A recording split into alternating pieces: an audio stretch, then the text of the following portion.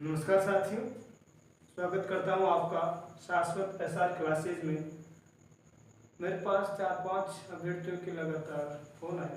उन्होंने मुझसे जानना चाहा कि सर हम अपनी पढ़ाई के समय को किस प्रकार से व्यवस्थित करें, एक पूरी दिनचर्या का हमें थोड़ा मार्गदर्शन करें कि हम, चूँकि हमारे पास लगातार 3-4 ऐसे एग्ज़ाम्स हैं जिनको हमें लगातार देना है, उसकी लगातार तैयारी करनी है।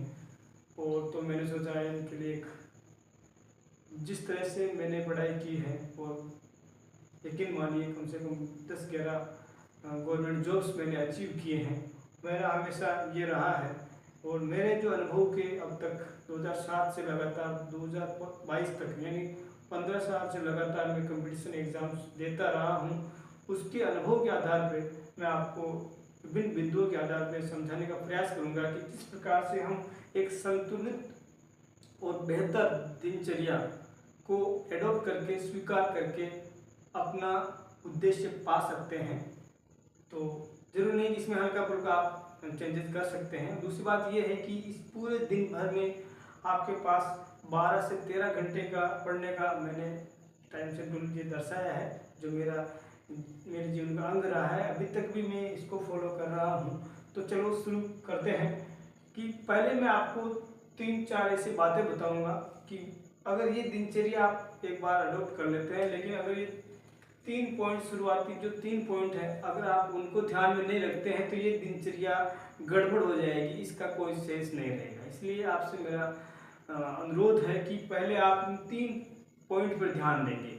पहला पॉइंट यह है, अपने परिचितों, अपने रिश्तेदारों, अपने मिलने वालों को, अपने दोस्तों को, अपने मित्रों को, साथियों को अपनी प्राथमिकता से अवगत करा दें। उनको ये अवगत करा दे कि मैं सेकंड ग्रेड और रीट परीक्षा की तैयारी कर रहा हूँ, मैं आपसे संपर्क में उतना नहीं रह पाऊँगा, इसलिए मुझे क्षमा करें, मैं आपके लिए इतना समय ज़्यादा समय नहीं दे पाऊँगा। दूसरी बात यह है, अपने जो आपके जो घूमने के कार्यक्रम होते हैं, आप अपने नाना जी के, अपने फूफा जी के, अपने रिश्तेदारों के, या अपने कोई टूर पर जा रहे हैं, पारिवारिक कोई कार्यक्रम आ गया, शादी का कार्यक्रम है, 2 दिन का कार्यक्रम है, 10 दिन आप वहाँ स्पेंड कर रहे हैं, अपने दोस्तों से मिलने जुलने में आप ज़्यादा समय लगा रहे हैं, तो इनसे यथासंभव बचे। मेरा ये कहना है कि आप एक कागज़ में लिखें भ्रमण कार्यक्रम, दूसरे में लिखे पारिवारिक कार्यक्रम, तीसरे में लिखे दोस्तों से मिलना जुलना। इनको लिखे एक पोटली या एक थैली में इनको बंद कर दें कि मैं रीट का 5 फरवरी के पहले तक मैं इनको बंद कर दिया है, मुझे इनसे ज़्यादा वास्ता नहीं है, बिल्कुल बंद कर दे। उनको एक पॉलीथीन की थैली में लिख के भ्रमण कार्यक्रम, पारिवारिक कार्यक्रम, अपने दोस्तों से मिलना जुलना, इनको लिख के बंद कर दे। फिर इनको ये देखे कि मैं इन पर ध्यान नहीं दूंगा, इनको मैंने बिल्कुल एक साइड रख दिया है, मेरा वास्ता इनसे फरवरी तक नहीं है। तीसरी है, अपने पास एंड्रॉयड फ़ोन होता है, तो हम जैसे ही विभिन्न प्रकार के ये सोशल साइट्स पर क्लिक करते हैं, हमें ऐसी रोचक और ऐसी जानकारियाँ अपने उस सोशल साइट के माध्यम से मिलने लगती है, तो हम अपने आप को रोक नहीं पाते। तब हमें पता नहीं लगता है कि हमारा 15 मिनट 20 मिनट कब वो 20 मिनट आधा घंटा हो गया, 1 घंटा 2 घंटा, और फिर हमारा टाइम शेड्यूल गड़बड़ा जाता है। तो मेरे कहने का मतलब, सोशल साइट जो फेसबुक है, ट्विटर है, टेलीग्राम है, व्हाट्सएप है, इंस्टाग्राम है, इन सब से आप दूर रहें, बिल्कुल दूर रहें, इनसे किनारा कर लें। इनके बगैर भी ज़िंदगी संभव है, ऐसा नहीं कि इनके बगैर हमारी ज़िंदगी संभव ही नहीं है। दूसरी बात यह है कि एंड्रॉयड फ़ोन जो आपके पास है, उसका इस्तेमाल केवल किसी जानकारी को सर्च करने के लिए। आप कोई भी जानकारी किसी किताब से थोड़ा कठिन भाषा में दे रखी है, या कोई ऐसा वर्ड आ गया जो आपको थोड़ा कठिन लग रहा है, उसके बारे में आसपास की जानकारी आप चाहते हैं, तो आप अपने एंड्रॉयड फ़ोन से ब्राउज़र को खोल के उस चीज़ को सर्च कर लीजिए। जैसे ही वो चीज़ सर्च हो जाती है, आप तुरंत एंड्रॉयड फ़ोन को साइड में रख दीजिए। जब आप इन 4 बातों का ध्यान रखते हैं, इन पे लगातार फॉलो करते हैं, तो मैं समझता हूँ कि तब जाके ये जो अपनी दिनचर्या का महत्वपूर्ण बिंदु है, जैसे कि मैंने अपने 15 साल के प्रतियोगी जीवन में बिताया है, तब आप इन पे थोड़ा गौर कर पाएंगे। पहले तो आपको ये 4 चीज़ें करनी पड़ेगी। अब मैं आगे ये जो 5वें बिंदु से अपने दिनचर्या के महत्वपूर्ण बिंदु आपको बिंदुवार बताऊंगा कि किस प्रकार से आपको क्या करना है। सबसे पहले 5 बजे आप उठेंगे।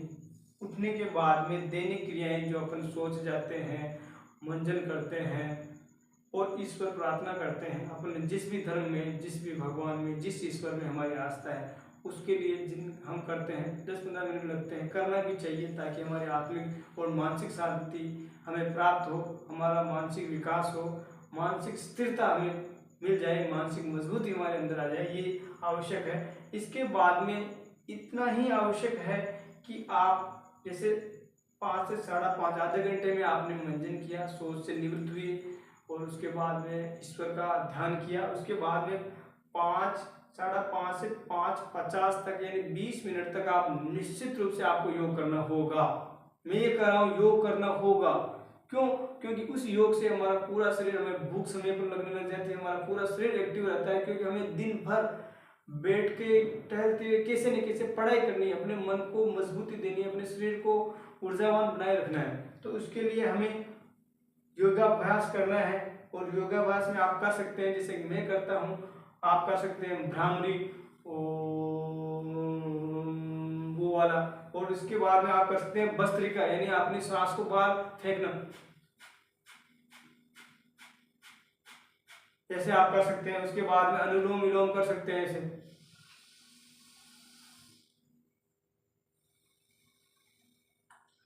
इस प्रकार से जब आप छोटे व्यायाम, सूक्ष्म व्यायाम करेंगे तो उसके बाद में जब आपका पूरा शरीर तरोताजा लगेगा आपको, और फिर जितनी आपकी शरीर की क्षमता है उतनी सिटअप्स लगाइए। ऐसे सिटअप्स जैसे कोई लगाते हैं, सिटअप्स लगाइए जितनी आपकी क्षमता है, 5-10 जो भी है। ये 20 मिनट का आप अगर योगाभ्यास करते हैं, सूक्ष्म प्राणायाम करते हैं, तो आपको ऐसा लगेगा कि मेरा जो पूरा दिन की एनर्जी आपको चाहिए थी वो इससे आपको मिलेगी। उसके बाद में आप अध्ययन स्टार्ट करेंगे। ऐसा नहीं कि उठते ही मुंह धोया, सो से निवृत्त हुए, पढ़ने बैठ गए। भैया मंजन भी करना है, ईश्वर का ध्यान भी करना है, प्राणायाम, थोड़ा अपने शरीर को भी बूस्टिंग करना है। ये शरीर जैसे हमारा मस्तिष्क पढ़ाई की मांग करता है हमारे अध्ययन की निरंतरता के लिए, वैसे ही हमारा शरीर भी कुछ मांग करता है कि आप इसको तंदुरुस्त और इसको स्वस्थ बनाए रखिए। उसके बाद से आप अध्ययन आरंभ करते हैं 5:50 से 7 बजे तक। 7 बजे के बाद में 7 से 7:30 तक आप अल्पाहार लेंगे। अल्पाहार में मैंने आधा घंटा इसलिए रखा है क्योंकि समय अल्पाहार में हम ग्रामीण परिवेश से भी विद्यार्थी अभ्यर्थी आते हैं, शहर में भी आते हैं, तो कभी लेट सेट हो जाए तो भी पर्याप्त समय है, आधे घंटे तक आपको अल्पाहार करना है। उसके बाद में अध्ययन करेंगे 7:30 से 9 बजे तक, यानी 1.5 घंटा आप यहाँ अध्ययन करेंगे। भोजन करेंगे आप 9 से 9:45 के बीच में, इतना समय है, आपको पर्याप्त समय मिल जाएगा, तब तक आपको भूख भी लग जाएगी। भोजन करने में वैसे 20 मिनट लगते हैं, लेकिन मैंने 45 मिनट दिए हैं ताकि अगर इसमें कार्यक्रम में हमारे पढ़ाई के जो दिनचर्या है उसमें 15-20 मिनट हम आगे पीछे हो जाए तो भी अपना व्यवस्थित काम चलता रहे। उसके बाद में अध्ययन है 9:45 से 12 बजे तक हम लगातार अध्ययन करेंगे। अध्ययन में यह है कि जिस किताब को, जिस कंटेंट को हम पूरा पढ़ रहे हैं, जो हमारे सिलेबस में है, उसको पूरा निपटाइए आप। ये नहीं कि 2 घंटे उस किताब को पढ़े, 2 घंटे उसको, नहीं, ऐसा नहीं होता है, ऐसा बिल्कुल नहीं होता है। सबसे पहले आपको जो किताब, आप जैसे राजस्थान अध्ययन पढ़ रहे हैं या कोई जो भी आपका सब्जेक्ट है, उसमें जो कंटेंट, जो खंड सिलेबस का आप पढ़ रहे हैं उसको पूरा कंप्लीट कीजिए। उसके बाद में आप रुचि के 12 बजे से 1 बजे तक अपने रुचि के कार्य कर सकते हैं। अपने रुचि के कार्य में ये हो सकते हैं कि आपके पास जो छोटी, आपके घर पे पेड़ पौधे हैं, छोटे मोटे फूलदार पौधे हैं, और अब आप अपने छोटे भाइयों, बड़े भाइयों, भाई बहनों के साथ खेल सकते हैं, अपने माता पिता के साथ बैठ सकते हैं, उनसे बातें कर सकते हैं, अपने आस पड़ोस के व्यक्तियों से बातें कर सकते हैं, अखबार पढ़ सकते हैं। ये अपने रुचि के हिसाब से आप कर सकते हैं, इसमें कोई बाध्यता नहीं है। इसके लिए रुचि के कार्य में 12 बजे से 1 बजे तक 1 घंटा है। टीवी देख सकते हैं, समाचार देख सकते हैं आप, 1 घंटे के लिए आपको ये समय है रुचि के कार्य के लिए। उसके बाद में फिर आप वापस आएंगे अध्ययन के लिए। 1 बजे से 4 बजे तक ये लंबा अध्ययन है, 3 घंटे तक बिल्कुल पीसफुल होता है, सभी व्यक्ति अपने काम पे होते हैं, पूरा शांतिपूर्ण समय आपको मिलेगा इस दौरान। 1 बजे से 4 बजे तक 3 घंटे का मैराथन पढ़िए आप। और पढ़ने में ये है कि अगर आप जैसे कुर्सी पर बैठे हैं तो आपके जैसे यहाँ हिप्स में या कुल्लों पे थोड़ा दर्द होने लग गया तो आप लेट के पढ़ सकते हैं, आप टहल के पढ़ सकते हैं, जैसा भी आपको, आपके शरीर को सूटेबल लगे। आप छत पे पढ़ सकते हैं, आप अपने बरामदे में पढ़ सकते हैं, लेट के पढ़ सकते हैं, खड़े होके पढ़ सकते हैं, मूवमेंट करते हुए पढ़ सकते हैं, ताकि आपके शरीर को फ्लेक्सिबल रहे, आपके शरीर को कोई अंग विशेष ज़्यादा दुखे नहीं। और इसके बाद में है अल्पाहार 4 बजे से 5 बजे तक। यहाँ आप चाय पी सकते हैं, जो भी आप करते हैं, 1 घंटा दिया है, आप आराम से इससे निवृत्त हो सकते हैं। उसके बाद है अध्ययन, 5 बजे से 7 बजे तक आपको स्टडी करनी है। सर्दियों का मौसम है, बहुत ही उत्तम समय है पढ़ाई करने के लिए, आप निकाल सकते हैं। तो 7 बजे तक आप पढ़ेंगे। उसके बाद 7 बजे से 8 बजे तक 1 घंटा आपको समय दिया है भोजन करने के लिए, आप भोजन से निवृत्त होंगे। और उसके बाद में थोड़े बहुत आप इधर उधर टहलेंगे। उसके बाद से 8 बजे से 11 बजे तक ये भी मैराथन पढ़ाई है। 8 बजे तक से 11 बजे तक आप लगातार पढ़ेंगे जो भी आपका कंटेंट आप पढ़ रहे हैं।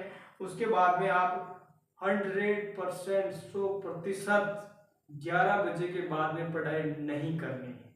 जो अभ्यर्थी, जो विद्यार्थी 11 बजे के बाद पढ़ते हैं, वही सोचते हैं कि मैं 2-3 बजे तक पढ़ लूंगा। लेकिन ये तो बताइए कि सुबह कितने बजे उठेंगे फिर आप?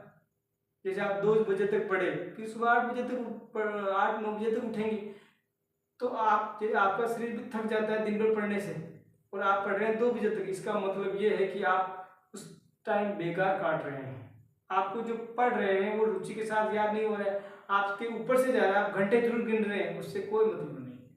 तो आप 11 बजे से पढ़िए, 11 बजे तक हमारा शरीर हमारा साथ देता है। 11 बजे के बाद में आप कितना पढ़ लो वो कोई मजे वाली बात नहीं है। तो आप 11 बजे से 5 बजे तक शयन लीजिए, नींद लीजिए आराम से, आपको गहरी नींद आएगी। और उसके बाद में फिर 5 बजे आप उठ जाइए। मैंने 2 नोट डाले, रात्रि 11 बजे बाद हरगिज ना पढ़े, कोई पढ़ने की आवश्यकता नहीं। आप आराम से अपने शरीर को आराम दीजिए। 6 घंटे की नींद अवश्य लीजिए, कम से कम 6 घंटे, और अधिक से अधिक 6.5 घंटे। 6 से 6.5 घंटे के बीच में एक युवा को सोना चाहिए, इससे अधिक नहीं। दिन में कभी नहीं सोए। और स्वास्थ्य का विशेष ध्यान रखें, ये लापरवाही ना बरते। आपको बुखार है फिर भी आप लगातार अपने शरीर पर जोर डाल रहे हैं, हो सकता है एग्जाम्स के टाइम में आपकी हालत बहुत खराब हो जाए, या बीच के दिनों में हमारी हालत खराब हो जाए, मान लो हमारा शरीर ज़्यादा बीमार हो जाए, कोई रोग से हम ग्रस्त हो जाए, तो 3-4 दिन तक हम पढ़ नहीं पाए, तो फिर ये सारा सिस्टम जो हम 12 घंटे से 13 घंटे के बीच में एवरेज ले रहे हैं, फिर अपने को जैसे 4 दिन हमारा स्वास्थ्य बेकार रहा, हम पढ़ नहीं पाए, तो 53-52 घंटे हो गए, वो कहाँ से आप रिफ्रेश करोगे, उसको कहाँ मर्ज करोगे, उसका नुकसान कैसे निकालेंगे आप? इसलिए आपको इस स्वास्थ्य का विशेष ध्यान रखना है। प्रिय अभ्यर्थियों, अगर इस टाइम टेबल के हिसाब से आप अपना टाइम सेट करते हैं, शुरुआत के 2-4 दिनों में आपको हो सकता है लगे थोड़ी कठिनाई महसूस हो, लेकिन अब जब 1 महीना आप इस टाइम से निकालेंगे, हम क्या पढ़ रहे हैं, कौन सी किताब पढ़ रहे हैं, ये मैं आपको बाद में बताऊंगा। पहले अपने टाइम जो दिनचर्या है, दीपावली का अवसर त्यौहार आपने मना लिया है, अब अपने काम पे लौटिए, और इस प्रकार के टाइम टेबल से आप महज 1 महीना 15 दिन गुजार के देखिए, पूरे जैसे रीट तक आप लगे रहिए इसी टाइम टेबल से, निश्चित रूप से आपको सफलता मिलेगी, इसमें कोई दो राय नहीं है। 1 महीने बाद, 15 दिन बाद भी आप मेरे से फोन पे, मेरे से कमेंट से, मेरे से जवाब चाह सकते हैं कि सर हमें इसका क्या, कितना फायदा मिला, कितना नहीं। तो आशा करता हूँ इस वीडियो से आपको बहुत उम्मीद होगी, और इस वीडियो से आपको बहुत फायदा मिलेगा, और इस वीडियो से आपकी जॉब लगेगी, इसमें कोई दो राय नहीं है। इस पर आपके साथ बहुत उत्तम करेगा। धन्यवाद।